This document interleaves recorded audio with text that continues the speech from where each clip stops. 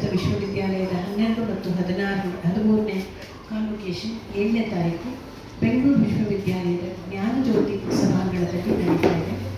ಈ ಕಾರ್ಯಕ್ರಮಕ್ಕೆ ಮಾನ್ಯ ಕುಲಾಧಿಪತಿಗಳಾದ ಕರ್ನಾಟಕ ರಾಜ್ಯದ ರಾಜ್ಯಪಾಲರೂ ಆದ ಶ್ರೀ ಥಾವರ್ಚಂದ್ ಗೆಹ್ಲೋಟ್ ಅವರು ಬರ್ತಾ ಇದ್ದಾರೆ. ಹಾಗೂ ಉನ್ನತ ಶಿಕ್ಷಣ ಮಂತ್ರಿಗಳಾದ MC ಸುಧಾಕರ್ ಅವರು ಬರ್ತಾ ಇದ್ದಾರೆ. ದೀಕ್ಷಾಂತದ ಭಾಷಣವನ್ನು ವಿದ್ಯಾರ್ಥಿಗಳಿಗೆ ಡಾಕ್ಟರ್ CN ಮಂಜುನಾಥ್ ಅವರು ಮಾಡ್ತಾ ಇದ್ದಾರೆ. ಬೆಂಗಳೂರು ಗ್ರಾಮೀಣ ಭಾಗದ ಲೋಕಸಭಾ ಸದಸ್ಯರಾಗಿರುವಂಥವರು ಅವರು ದೀಕ್ಷಾಂತ ಭಾಷಣವನ್ನು ಮಾಡ್ತಾ ಇದ್ದಾರೆ. ನಮ್ಮಲ್ಲಿ ಈ ಸಲ 36 PhDಗಳಿವೆ ಹಾಗೂ ನಗದು ಬಹುಮಾನಗಳು 42 ಮತ್ತು ಚಿನ್ನದ ಪದಕ 53 ಸಿಗುತ್ತಾ ಇದೆ.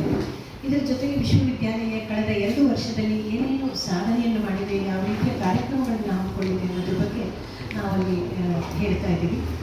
ಅನೇಕ ಹೊಸ ಥರದ ಯೋಜನೆಗಳು, ಅದರಲ್ಲಿ ಮಾನಸ್ಕ್ರಿಪ್ಟ್, ಈಗ ತಾಳೆಗರಿಯಲ್ಲಿ ಜ್ಞಾನ ಭಾರತ್ ಮಿಷನ್ ಅಂತ ಮಾನ್ಯ ಪ್ರಧಾನಮಂತ್ರಿಗಳವರ ನೇತೃತ್ವದ ಒಂದು ಮಿನಿಸ್ಟ್ರಿ ಆಫ್ ಕಲ್ಚರಿಂದ ಕಾರ್ಯಕ್ರಮ ಆಗಿದೆ. ಆ ನಿಟ್ಟಿನಲ್ಲಿ ನಾವು ನಮ್ಮಲ್ಲಿ ಮಾನಸ್ಕ್ರಿಪ್ಟಾಲಜಿ ಡಿಪಾರ್ಟ್ಮೆಂಟ್ ಇದೆ, ಅದರದ್ದು ಒಂದು ಮ್ಯೂಸಿಯಂ ಮಾಡಿದ್ದೀವಿ.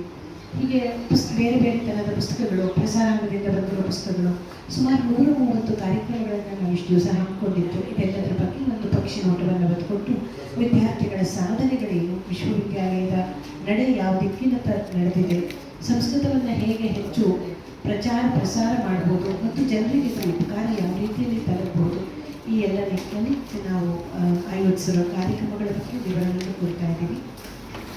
ತಾವೆಲ್ಲರೂ ಆ ದಿನ ಕೂಡ ಬರಬೇಕು ಅಂತ ಹೇಳ್ತಾ ನಮ್ಮ ಕುಲಸಚಿವರಿಗೆ ನಾನು ಮುಂದೆ ಮಾತಾಡೋಕ್ಕೆ ಹೇಳ್ತೇನೆ. ಎಲ್ಲರಿಗೂ ನಮಸ್ಕಾರ. ನನ್ನ ಹೆಸರು ಗಿರೀಶ್ ಚಂದ್ರ ಅಂತ. ನಮ್ಮ ಕರ್ನಾಟಕ ಸಂಸ್ಕೃತ ವಿಶ್ವವಿದ್ಯಾಲಯದ ಅಧೀನದಲ್ಲಿ ಒಟ್ಟು 30 ಕಾಲೇಜುಗಳು ನಡೀತಾ ಇದೆ. 30 ಕಾಲೇಜುಗಳಲ್ಲಿ ಒಟ್ಟು 3200ಕ್ಕೂ ಅಧಿಕ ವಿದ್ಯಾರ್ಥಿಗಳು ವ್ಯಾಸಂಗವನ್ನು ಮಾಡ್ತಾ ಇದ್ದಾರೆ. ಅದೇ ರೀತಿಯಲ್ಲಿ ನಮ್ಮ ಅಧೀನದಲ್ಲಿ ಸಂಸ್ಕೃತ ಶಿಕ್ಷಣ ನಿರ್ದೇಶನಾಲಯ ಇದೆ. ಅದರಲ್ಲಿ 500ಕ್ಕೂ ಹೆಚ್ಚು ಪಾಠಶಾಲೆಗಳು ನಮ್ಮ ಕರ್ನಾಟಕ ಸಂಸ್ಕೃತ ವಿಶ್ವವಿದ್ಯಾಲಯದ ಮಾನ್ಯತೆಯನ್ನು ಪಡ್ಕೊಂಡಿದೆ. ಅಲ್ಲಿ ಒಟ್ಟಾರೆಯಾಗಿ ಒಟ್ಟು 75,000 ವಿದ್ಯಾರ್ಥಿಗಳು ಅಧ್ಯಯನ ಮಾಡ್ತಾ ಇರೋದನ್ನು ನಾವು ನೋಡಬಹುದು. ಅದರಲ್ಲಿ SC ST ಪ್ರವರ್ಗ ಹೊಂದಿದವರು ಸೇರಿ ಒಟ್ಟು 25,000 ವಿದ್ಯಾರ್ಥಿಗಳು ಅಲ್ಲಿ ಅಧ್ಯಯನ ಮಾಡ್ತಾ ಇದ್ದಾರೆ. ನಮ್ಮಲ್ಲಿ ಒಟ್ಟು 35 ಸಂಶೋಧನಾ ಕೇಂದ್ರಗಳಿದೆ. ಅದೇ ರೀತಿಯಲ್ಲಿ ಜ್ಯೋತಿಷ್ಯ ಅಧ್ಯಯನ ಕೇಂದ್ರಗಳು 24 ಇರತಕ್ಕಂಥದ್ದು, ಯೋಗ ಅಧ್ಯಯನ ಕೇಂದ್ರಗಳು 9 ಇದೆ. ನಮ್ಮ ವಿಶ್ವವಿದ್ಯಾಲಯದ ಅಧೀನದಲ್ಲಿ ಒಟ್ಟು 24 ಸರ್ಟಿಫಿಕೇಟ್, ಡಿಪ್ಲೊಮಾ, PG ಡಿಪ್ಲೊಮಾ ಕೋರ್ಸ್ಗಳನ್ನು ನಡೆಸ್ತಾ ಇದ್ದೇವೆ. ಹಾಗೆಯೇ ನಮ್ಮ ಅಧೀನ ಸಂಸ್ಥೆಗಳಲ್ಲಿ ಒಟ್ಟು 25 ಅಧ್ಯಯನ ಕೇಂದ್ರಗಳು ನಡೀತಾ ಇರ್ತಕ್ಕಂಥದ್ದನ್ನು ನಾವು ನೋಡಬಹುದು. PhDಯಲ್ಲಿ ಒಟ್ಟಾರೆಯಾಗಿ SC ST ವಿದ್ಯಾರ್ಥಿಗಳು 25 ಜನರಿದ್ದಾರೆ. ಒಟ್ಟಾರೆಯಾಗಿ 179 ವಿದ್ಯಾರ್ಥಿಗಳು PhDಯನ್ನು ನಮ್ಮ ವಿಶ್ವವಿದ್ಯಾಲಯದಲ್ಲಿ ಮಾಡ್ತಾ ಇದ್ದಾರೆ. ನಮ್ಮ ಕ್ಯಾಂಪಸ್ಸಲ್ಲಿ ಒಟ್ಟು 450 ವಿದ್ಯಾರ್ಥಿಗಳು ಇರ್ತಕ್ಕಂಥದ್ದು. ಅದರಲ್ಲೂ ಕೂಡ SC STಗಳು ಮತ್ತು OBC ಅವರು ಸೇರಿದ್ರೆ 90ಕ್ಕೂ ಅಧಿಕ ವಿದ್ಯಾರ್ಥಿಗಳು ಇರ್ತಕ್ಕಂಥದ್ದನ್ನು ನೋಡ್ಬೋದು. ನಮ್ಮಲ್ಲಿ BA ಶಾಸ್ತ್ರ, ಅದೇ ರೀತಿಯಲ್ಲಿ MA ಮತ್ತು MSc, BSc ಯೋಗ ಇತ್ಯಾದಿಗಳನ್ನು ನಾವು ನಡೆಸ್ತಾ ಇದ್ದೇವೆ. ನಮಗೆ ಸಂಸ್ಕೃತ ಯೂನಿವರ್ಸಿಟಿಗೆ ತಿಪ್ಪಸಂದ್ರದಲ್ಲಿ ಇಲ್ಲಿ ಹೊಸ ಕ್ಯಾಂಪಸ್ಸನ್ನು ಕೊಟ್ಟಿದ್ದಾರೆ. ಆ ಕ್ಯಾಂಪಸ್ಗೆ ಮುಂದಿನ ದಿನಗಳಲ್ಲಿ ಶಿಫ್ಟ್ ಆಗ್ತಕ್ಕಂತಹ ಪ್ರಕ್ರಿಯೆ ನಡೀತಾ ಇದೆ. ಅದು 1 ಕಿಲೋಮೀಟರ್ದು ರಸ್ತೆ ಈಗ ನಿರ್ಮಾಣವಾಗಬೇಕಾಗಿದೆ. ಅದಕ್ಕೋಸ್ಕರ ನಾವು ಲೋಕಸಭಾ ಸದಸ್ಯರನ್ನು ಕೇಳ್ಕೊಂಡಿದ್ದೀವಿ ಮತ್ತು ಸ್ಥಳೀಯ ಶಾಸಕರಾಗಿರ್ತಕ್ಕಂತಹ ಬಾಲಕೃಷ್ಣ ಗೌಡರವ್ರನ್ನ ಕೇಳಿದ್ದೀನಿ. ಅವರು ಸ್ಪಂದಿಸ್ತಿದ್ದಾರೆ ಮತ್ತು ಅಲ್ಲಿ ರೋಡ್ ಆಗ್ತಾ ಇದೆ. ರೋಡ್ ಆದ ನಂತರ ಕ್ರಮೇಣವಾಗಿ ನಮ್ಮ ವಿಶ್ವವಿದ್ಯಾಲಯವನ್ನು ಅಲ್ಲಿಗೆ ಸ್ಥಳಾಂತರ ಮಾಡತಕ್ಕಂತಹ ಪ್ರಕ್ರಿಯೆಯಲ್ಲಿ ನಾವು ನಿರತರಾಗುತ್ತೇವೆ.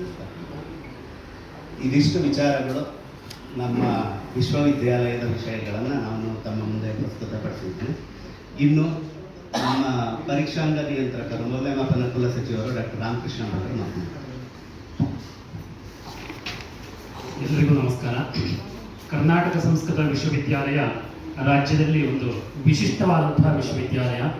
ಸಂಸ್ಕೃತ ಭಾಷೆ ಮತ್ತು ಸಂಸ್ಕೃತ ಭಾಷೆಯಲ್ಲಿರುವಂತಹ ಜ್ಞಾನ ಸಂಪತ್ತು ಎಲ್ಲರಿಗೂ ಸಿಗಬೇಕು ಎಂಬಂತಹ ಉದ್ದೇಶದಿಂದ 2010ರಲ್ಲಿ ಆರಂಭವಾದಂತಹ ಈ ವಿಶ್ವವಿದ್ಯಾಲಯ ಇದೀಗ 12 ಮತ್ತು 13ನೆಯ ಘಟಿಕೋತ್ಸವದ ಹೊಸಿಲಲ್ಲಿದೆ. ಈ ಸಂದರ್ಭದಲ್ಲಿ ವಿಶೇಷವಾಗಿ 2 ವರ್ಷದ ಘಟಿಕೋತ್ಸವವನ್ನು ನಾವು ಮಾಡ್ತಾ ಇದ್ದೇವೆ. 2 ವರ್ಷದ ಘಟಿಕೋತ್ಸವದಲ್ಲಿ ಒಟ್ಟು 6 ಜನರಿಗೆ ಗೌರವ ಡಾಕ್ಟರೇಟ್ ಅನ್ನು ನೀಡ್ತಾ ಇದ್ದೇವೆ. ವಿಶೇಷವಾಗಿ ಆದಿಚುಂಚನಗಿರಿ ಮಹಾಸಂಸ್ಥಾನದ ಪೀಠಾಧ್ಯಕ್ಷರಾದಂತಹ ಪರಮ ಪೂಜ್ಯ ಜಗದ್ಗುರು ಶ್ರೀ ಶ್ರೀ ಡಾಕ್ಟರ್ ನಿರ್ಮಲಾನಂದನಾಥ ಸ್ವಾಮೀಜಿಯವರಿಗೆ, ಅದೇ ರೀತಿಯಾಗಿ ಡಾಕ್ಟರ್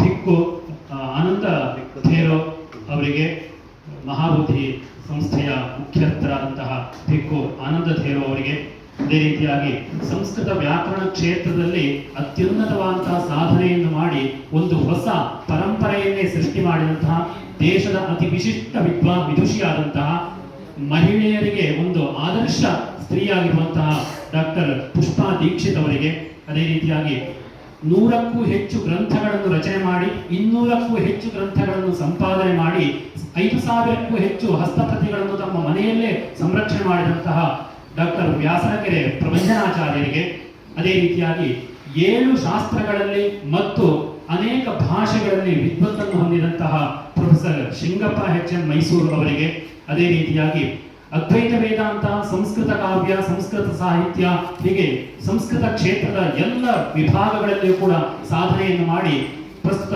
ಕುಲಪತಿಗಳಾಗಿರುವಂತಹ ಪ್ರೊಫೆಸರ್ ಸುಕಾಂತ್ ಕುಮಾರ್ ಸೇನಾಪತಿ ಇವರಿಗೆ, ಹೀಗೆ ಒಟ್ಟು 6 ಜನ ಸಂಸ್ಕೃತ ಕ್ಷೇತ್ರದ ವಿವಿಧ ಕ್ಷೇತ್ರಗಳಲ್ಲಿ ಸಾಧನೆ ಮಾಡಿದಂತಹ ಹಿರಿಯರಿಗೆ ಗೌರವ ಡಾಕ್ಟರೇಟ್ ಅನ್ನು ಪ್ರದಾನ ಮಾಡಲಿದ್ದೇವೆ.